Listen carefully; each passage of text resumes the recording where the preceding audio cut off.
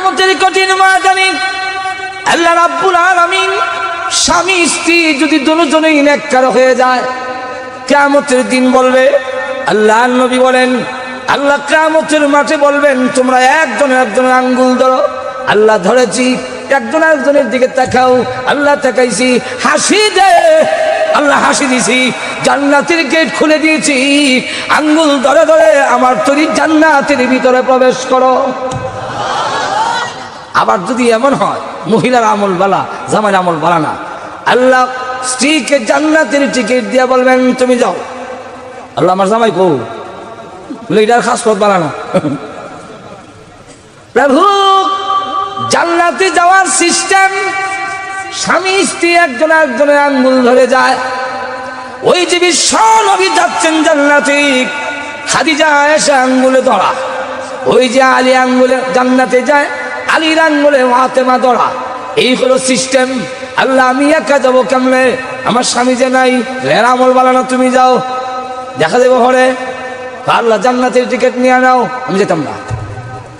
আল্লাহ ডাক দিয়ে বলবেন, আমি আল্লাহর বিধান হলো টিকিট দিলে টিকিট বিরত নেই না। টিকিট বিরত নেওয়া হলো ছোট লোকের কাম। আমি আল্লাহ অত ছোট না যে টিকিট দিয়ে বিরত নিতাম। প্রভু তাহলে জান্নাতে আমি যাব না? আল্লাহ রাব্বুল আলামিন বলবেন, যাও। আমার স্বামীকে না দিলে আমি যাব না। আল্লাহ বলবেন, আমার বিধান নাই টিকিট ফেরত নেওয়া, বরং আরেকটা দিতাম পারি, ফেরত নিতে পারি না। তোমার সুপারিশে তোমার স্বামীর জিন্দেগির অপরাধ মাফ করে জান্নাতে যাওয়ার পারমিশন দিলাম। বউ যদি জান্নাতি হয়, এই সুযোগে জামাই জান্নাতেই যাব। জামাই যদি জান্নাতি হয়, বউর আমল যদি সেই পরিমাণ না হয়, স্বামীর সুপারিশে বউ জান্নাতি। যাও। তো বলা যায় না, এই মহিলার স্বামী যদি না থাকে, এমন মহিলার স্বামী যদি হইতাম পারি, তাহলে আমার কোনো আমল কামল না লাগলেও এই মহিলার কারণে জান্নাতে যাবো। তাই জিগায়, আপনার স্বামী আছে কি? এখন আছে কি না এটা তো কোরআনের আয়াত দিয়ে হইছিল, যেরকম ঠিক না? এখন কেমনে বলবে? বলবো আয়াত আরো জোরে কন। মহিলা তখন ডাক দেয়া বলে, ইয়া আইয়ুহাল্লাযীনা আমানু লা তাসআলু আন আশিয়া'a ইন তুবদা লাকুম। হে আব্দুল্লাহ ইবনে মুবারক, আল্লাহ কুরআনে বলেন, হে ঈমানদারেরা, সব বিষয়ে তোমরা প্রশ্ন করো না। অতএব আমার স্বামী আছে কিনা এই ব্যাপারে তুমি প্রশ্ন করো না। একটু জোরে কন্যা সুবহানাল্লাহ। আল্লাহ না করছেন সব ব্যাপারে প্রশ্ন করো না। অতএব আমার জামাই আছে কিনা এটা তো তোমার জানার বিষয় না, এটা প্রশ্ন করো না। আব্দুল্লাহ, লম্বা ঘটনা, আজকের দিনে শেষ করুন দিত না। আব্দুল্লাহ ইবনে মুবারক উঠে করে নিয়ে তার কাফেলার কাছে পৌঁছে, কাফেলার কাছে যখন আলামত বলে দিছে, নিদর্শন বলে দিছে, কাফেলার কাছে গিয়ে ডাক দিলেন, ইয়া ইব্রাহিম, ইয়া মুসা, ইয়া ইয়াহইয়া। এমনি তিনটা যুবক কাফেলার ভিতর থেকে বের হয়ে এসেছে। আসার পরে জিজ্ঞাসা করে, এই মহিলাকে তোমরা চিনো? এমনি ওনাকে জড়ায় ধরছেন, হুজুর আজকে অনেক দিন ধরে আমার মা কাফেলার থেকে হারিয়ে গেছে, তাই না? আপনি ভাইলেন কই? বললেন, উনি তো আমাদের মা। বললেন, তোমার মা কই পাইলাম? এটা কম ঘরে, আগে বলো তোমাদের মা কোরআনের আয়াত ছাড়া কোনো কথা কয় না, এটা কি? তখন তারা ডাক দেওয়া হয়, হুজুর আপনি হয়তো ভাবতে পারেন যে এই আপনাকে ভাইয়া আমার মা হয়তো কোরআন আয়াত দেওয়া কথা বলছে, আর অন্য সময় হয়তো অন্য ভাষায় কথা বলে। না না, এরকম না। আজকের থেকে 40 বছর অতিবাহিত হয়েছে। আমাদের মা এমন মা যে আল্লাহর কোরআন ছাড়া 40 বছরের ভিতরে একটা কথাও তিনি বলেন। কথাটা বুঝছেন? তাহলে এখন আসুন, কথা বলতে হিসাব করে বলো, এত সম্মান এত ইজ্জত মানুষের কেন হয়ে গেল? বলবো এত ধরে এখন না, অসুবিধা হইতেছে? মানুষ সব দিক থেকে তুমি দুর্বল। লক্ষ্য করে দেখেন, আল্লাহ বলেন কোরআনে, খুলিকাল ইনসানু দাঈফা। মানুষকে দুর্বল করে সৃষ্টি করেছি। সম্মানের বেলায় ফেরেশতার চাইতে বেশি দুর্বলতায় দেখা যায় মানুষ সব মাখলুক থেকে দুর্বল। কেমনে দুর্বল? দৃষ্টিশক্তির দিক থেকে লক্ষ্য করে দেখেন, আমার থেকে কুত্তা বিলাইয়ের হওয়ার বেশি না, হওয়ার না। আমরা আলোতে দেখি, অন্ধকারে দেখি, আর যখন দেখেন অন্ধকারে, কিন্তু কুত্তা বিলাই আলোতে যেমন দেখে অন্ধকারেও দেখে। কইছে আপনারা যে ভাই সাহেব পাকঘরের লাইটটা একটু জ্বালেন, মাছ বাজে কইতেছেন খাইয়াই, কোনোদিন কয়? আলোতে যেমন দেখে অন্ধকারেও দেখে। আমরা চোখে কম দেখি, তাই মাঝে মাঝে চশমা লাগাই, কিন্তু আজ পর্যন্ত কোনো কুত্তা বিলাই চশমা লাগাইছে? একটু জোরে কম লাগাইছে? তাহলে আপনি আমার চোখের পাওয়ারের চাইতে কুত্তা বিলের চোখের পাওয়ার বেশি না কম? আত্মরক্ষার দিক থেকে দেখেন, প্রত্যেকটা প্রাণীকে তার সাথে অস্ত্র দেওয়া আছে। গরু মাইল লাগলে লাঠি শুরু লেগে বাইতে লাগে না, এর মাথা তুই লাঠি আছে, শুরু করে দিব। যেরকম ঠিক কিনা? এমনকি ঈসা মাছ, এর কপালে একটা ড্যাগার দেওয়া আছে, ড্যাগার যেরকম আসেনি। কাঁকড়া, এর দুইটা কেঞ্চি আছে, কাছে গেলে ইসি ভাতা ধরব। যেরকম ঠিক না? আর আমরা আশরাফুল মাখলুকাত, অন্ধকার সময় যদি রাস্তা দিয়ে যান আর একটা ব্যাঙ্গে যদি দেয় সামনে দিয়ে এক ফাল, আশরাফুল মাখলুকাত মানে 3 ফাল মাইগ্য হইয়া। যেরকম ঠিক না? ঠিক না? তাহলে আপনি আমার চাইতে আত্মরক্ষার দিক থেকে অন্য প্রাণীর সবল। শুধু তা না, আপনি পানিতে গিয়া, নদীতে গিয়া নৌকা বাইতে গেলে বাড়ির থেকে একটা বইডলে লয়ে যাওয়ার লাগে, কিন্তু মুরগের ঠ্যাঙ্গের দিকে চাইয়া দেখেন আঙ্গুলগুলো ফাঁকা। যেরকম ঠিক কিনা? আর হাঁসের হাওয়ার দিকে চাইয়া দেখেন কেন হর্দা লাগাই। কেন হর্দা লাগাই? এ পানির মধ্যে স্বাদ চাইব, বইটা লাগবে, এ বইটা বাইর থেকে নেবো কই? এর লাগে আল্লাহ হ্যাঁ ঠ্যাংটারও বইটা বানাই দিলে, সেই ভিতর বইটা যা, বইটার সাথে যা দিলাম। যেরকম ঠিক না? ঠিক না? প্রত্যেকটা প্রাণীকে আমরা ঘর বানাইতে গেলে ইট পাটকেল দূর থেকে আনার লাগে, একটা জাল বাইন করতে গেলে সুতা বাজার থেকে কিনে আনো। মাকড়সার মতো একটা ছোট্ট প্রাণী, এটা মাকড়সা, ছিলেন তো মাকড়সা? হ্যাঁ, কিন্তু ঘর বানাইতে গেলে সুতার লেগে জগন্নাথপুর যাওয়ান লাগে না, সুনামগঞ্জ যাওয়ান লাগে না, এর ফেরের ভিতরে সুতার ফ্যাক্টরি আল্লাহ খুলে দিয়ে দিয়েছে। যেরকম ঠিক কিনা? তো এই দিক থেকে আমরা দুর্বল, আত্মরক্ষার দিক থেকে দুর্বল, জ্ঞান মেধার দিক থেকে আমরা দুর্বল। কেমনে দুর্বল? আপনারা ফইরা ইঞ্জিনিয়ার, আর বাবুই পাখি কয় আমি না ফইরা ইঞ্জিনিয়ার। কম গাছের মধ্যে, তাল গাছের পাতায় ঝুলাইয়া বাসা বানায় বাবুই পাখি। একটা পাতার ভিতরে একটা পাতা ঢুকাইছে এমন সুন্দর কইরা, কি বিদ্যা কই থেকে এগুলো? এরপরে আবার একটা গম্বুজ দিছে এমনি, এটা হইলো তার বউ লইয়া থাকবার লাগে আলাদা রুম। যেরকম ঠিক কিনা? আবার আপনার টানা দিছে, টানা, এটা কেন? এটা হইলো তার রেস্ট হাউস। দিচ্ছে গরম লাগলে এখানে মুক্ত বাতাস খায়। তার ঘরের ভিতরে ইলেকট্রিসিটি ফিট করছে, ওয়াবদা না তবদা লাগতো, পড়লে বিদ্যুৎ না ঘন্টার ঘন্টা লোডশেডিং করতো। একটু ফে খাই না করো তো, এরপর একটা বুক ধরে আনে, এটার নাম জোনাকি বুক। এটার সুইচটা হইলো মুখে, বাল কইলো ফিসে, নিবায় জ্বালায় মুখ থেকে। এই বুকটা দৌড়াই না কল্লাটা ফেকের ভিতরে ঢুকাইয়া যায়, আর সুইচ অফ করতে পারে না, অটোমেটিক পিছিয়ে তা বাল জ্বলে। এ মানুষ, তুমি পয়লা ইঞ্জিনিয়ার, আমি না হইলো ইঞ্জিনিয়ার। জোরে কন্ট্রিক কিনা? ডাক্তার, আমরা দেশে বইটা ডাক্তার হয়, গাছগাছালির কোনটার মধ্যে কি পাওয়ার আছে এটা ফইরা বোঝন লাগে। আর বানর, ভারতের এক এলাকায় বানরের খুব অত্যাচার। কাজী তৈয়ব সাহেব রহমতুল্লাহ ওনার কিতাবে লেখেন, তো বান্দরকে মারার লেগিয়া এরা কিছু রুটির মধ্যে বিষ মিশাইয়া ছাদের উপরে দিয়ে রাখছে, খাইয়া 14 গোষ্ঠী যেমন মরে। কিন্তু বানররা ইসা নাক লাগাইয়ে বুঝতে লাগছে কি একটা ভেজাল আছে, সব রুটি ফালাই দিছে। ফালাই দিয়ে গেছে জঙ্গলে, জঙ্গলে আরে চলে গেছে। সকলেই যাক গেছে, তখন ভালো হয়েছে। কতক্ষণ পরে দেখে না, আবার ঘুরে আইছে, 12টা বানর লই আইছে, যারা ভীষণটা লাল, হইল মেডিকেল অফিসার। ওরা আইসা নাকের মধ্যে রুটি লাগাই, যেটা বিষ এটা একদিকে, যেটার মধ্যে বিষ নাই এটা আরেক দিকে, দুইটা বাক করছে। আরেক দল বানর হয়েছে জঙ্গলে, এরা গাছের ডাল লই এসে পাতা সহ। এখন পাতা চিবাইয়া খায়, বিষ মিশেল রুটি খায়, একটা রুটি খায়, পাতা চিবাইয়া খায়। এই করে সমস্ত বিষ মিশেল রুটি খাইলিছে। একটা বানর মর্বদূরের কথা, ফের অসুখ হইছে না। ও ডাক্তার সাহেব, আপনি বইরা ডাক্তার, আমি না বইরা ডাক্তার, তাহলে আপনি শ্রেষ্ঠ হবেন কেন? কেন আপনাকে শ্রেষ্ঠত্ব দিল? এইভাবে যদি সব বলতে যাই আজকের সময় সম্ভব না। আরেকটা জিনিস লক্ষ্য করে দেখেন, ফেরেশতা নূরের তৈরি, জিন্নাত আগুনের তৈরি, আর আমরা একটু জোরে কম, মাটি। মাটি হইলে ভালোই আছি, আমরা মাটির ঠিকানা নিছে। ঘুমাই গেছেন? আল্লাহ নিজে বলেন, কুতিলাল ইনসানু মা আকফারাহু মিন আইয়ি শাইইন খালাকা। আল্লাহ বলে, মানুষ, মিন আইয়ি শাইইন খালাকা, তুমি কিসের তৈরি জানো কি? আমরা এর জবাব জানতাম না, তাই আল্লাহ নিজে আয়াত নাজিল করে বলেন, কিসের তৈরি তুই জানোস না? আমি আল্লাহ ব্যাখ্যা দিয়ে কই, মিন নুতফা, তোরে নুতফা দিয়ে তৈরি করছি, মাটিও না, ডাইরেক্ট মাটি না, এমন বস্তু দিয়ে তৈরি করলাম যেটা মুখে উচ্চারণ করতে লজ্জা হয়। নুতফা কইছি, আপনার বেশি শরম লাগছে না? বাংলা নামটা কইলে আপনারও কইবা, এটা না কইলে বলা জোরে কোন ঠিক না? ঠিক না? বুকো তাওয়া দিয়া মাথে আমি সবজির হুয়া, আমি সৈয়দের হুয়া, আমি খান, আমার বাপ খান রাও, আমরা খান বুঝতি, কিন্তু না বাপ পানির পয়দা ইহান হয় না। হাঁটু জোরে কর না। দুধের কেজি ও 50-60 টাকা কেজি, কিন্তু আপনি আমাকে যেই পানি দিয়ে বানিয়েছেন 40 পয়সা দিয়েও কেউ নিত না। জোরে কন ঠিক না? ঠিক না? এমন একটি নাপাক পানি দিয়ে সৃষ্টি করলো, অথচ মর্যাদার বেলায় নূরের তৈরি ফেরেশতার চাইতে বেশি, এত সম্মান বেশি হওয়ার কারণটা কি? ঘুমাই গেছেন নাকি? বলবো কোন কারণে এত দাম? আল্লাহ রাব্বুল আলামিন আমার তেলাওয়াতকৃত আয়াতে বলে দিয়েছেন সেই কারণটা, যে কেন তুমি এত দুর্বল হওয়ার পরেও, কেন নিকৃষ্ট জিনিসের তৈরি হওয়ার পরেও ফেরেশতা তোমার খেদমত করে, ফেরেশতার চাইতে তুমি দামি, তুমি সবচেয়ে ইজ্জত ওয়ালা, তুমি সবচেয়ে সম্মানী। এটার কারণটা কি? এর কারণটা হলো আল্লাহ পাকের কোরআনের ইলম মানুষের কাছে আছে, কোনো প্রাণীর কাছে না। আর একটু জোরে কর।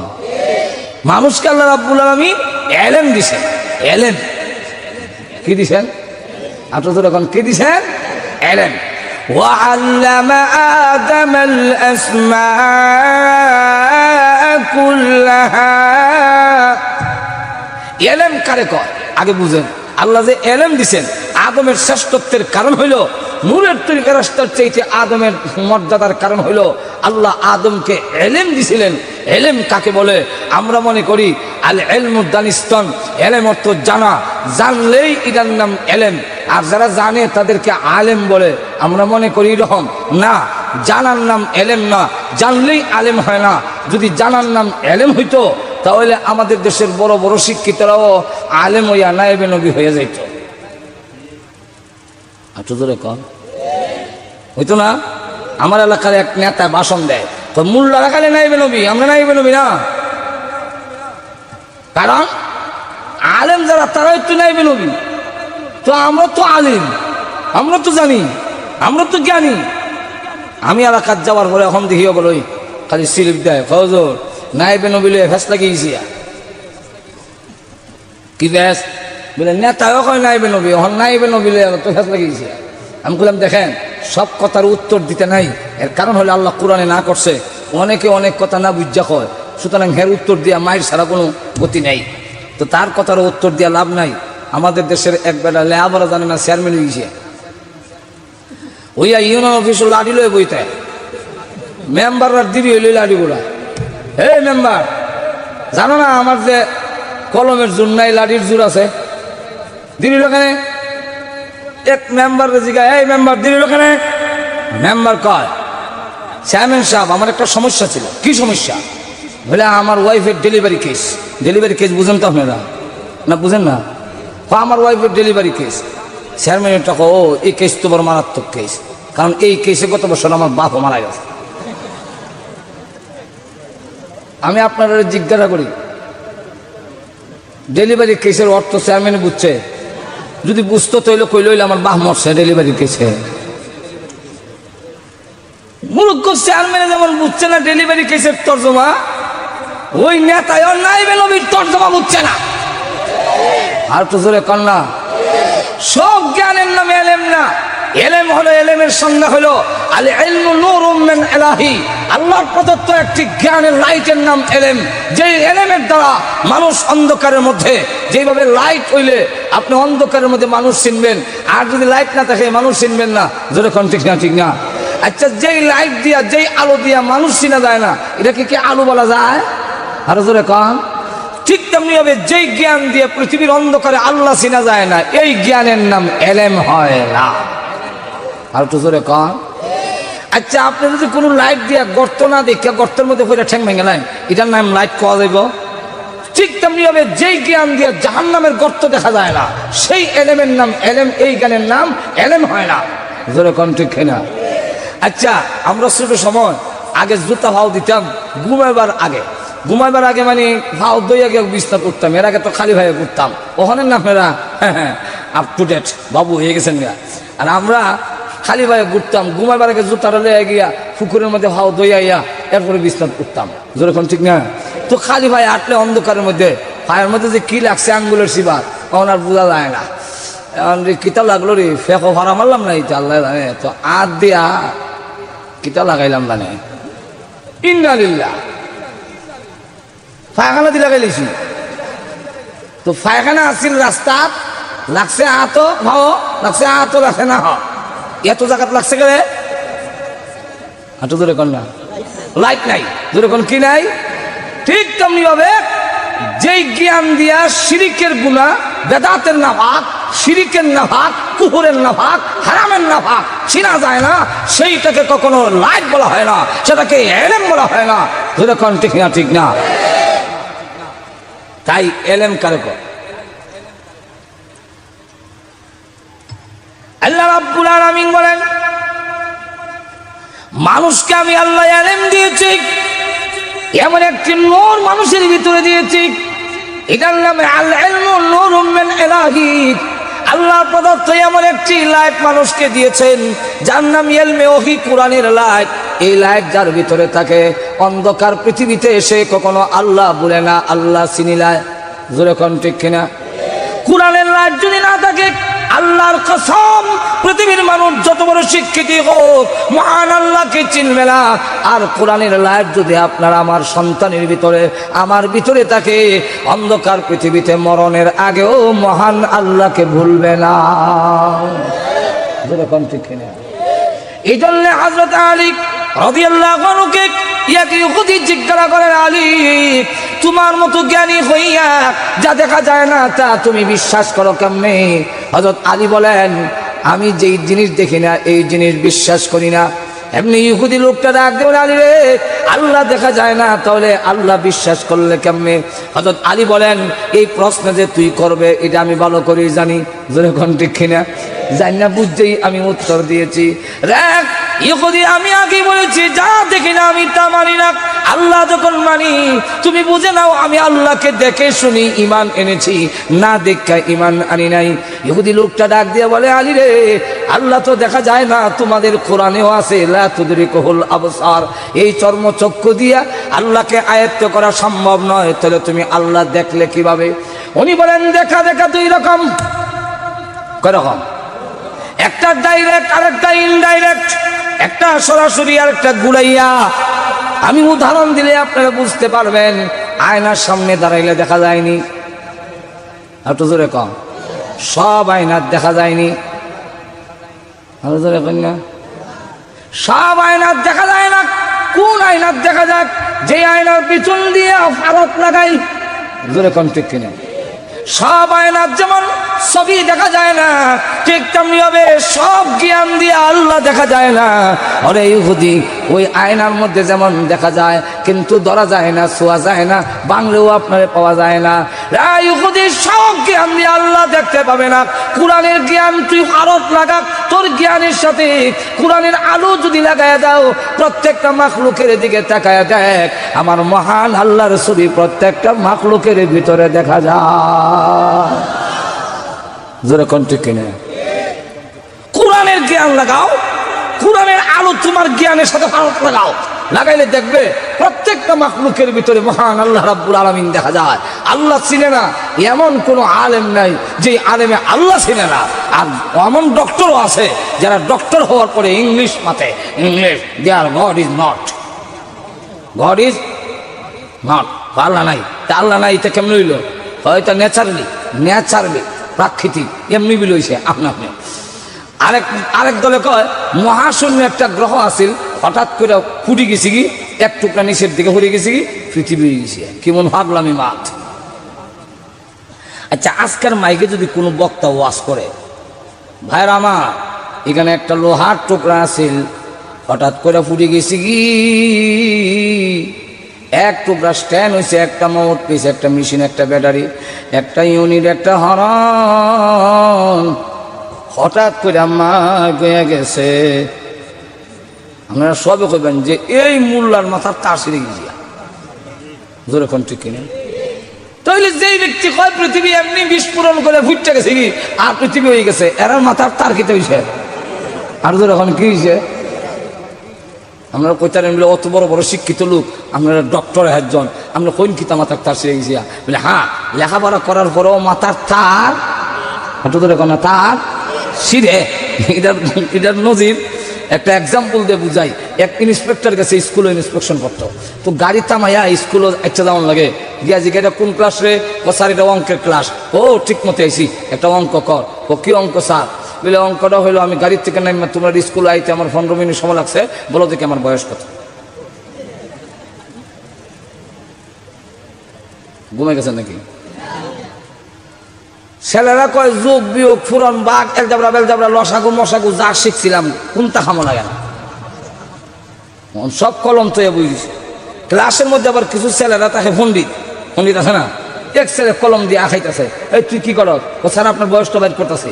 কতক্ষণ পরে জায়গায় কিরে আমার বয়স বাড়িছে? বলে জি স্যার বাইর করছি। বলে কত? বলে আপনার বয়স 60। আর আসলো 60, আন্তাজে লেগে গেছি। তখন কয় তুই কোন সূত্রে বাইর করলে আমার বয়স 60? এটা বাইর করছ কেমনে? বলে স্যার সূত্রটা হইলো আমার বাড়িতে আমার এক বড় ভাই আছে, সে হইলো আধা পাগল, তার বয়স 30, আর আপনি পুরা পাগল, আপনার বয়স 60। জোরে কোন ঠিক কিনা? আধা পাগলের বয়স যদি 30 হয়, পুরা পাগলের বয়স কত হইব? ওই সারা কস কি? আমি একটা শিক্ষিত লোক, আমি লেখাপড়া করে ইন্সপেক্টর হয়েছি, আর তুই আমার কথা আমি পুরা পাগল? বলে স্যার আপনি লেখাপড়া করছেন ঠিকই, কিন্তু আপনার প্রশ্নে বোঝা যায় আপনার মাথার তার শিরা। ঠিক কিনা? আরো ধরে কোন ঠিক কিনা?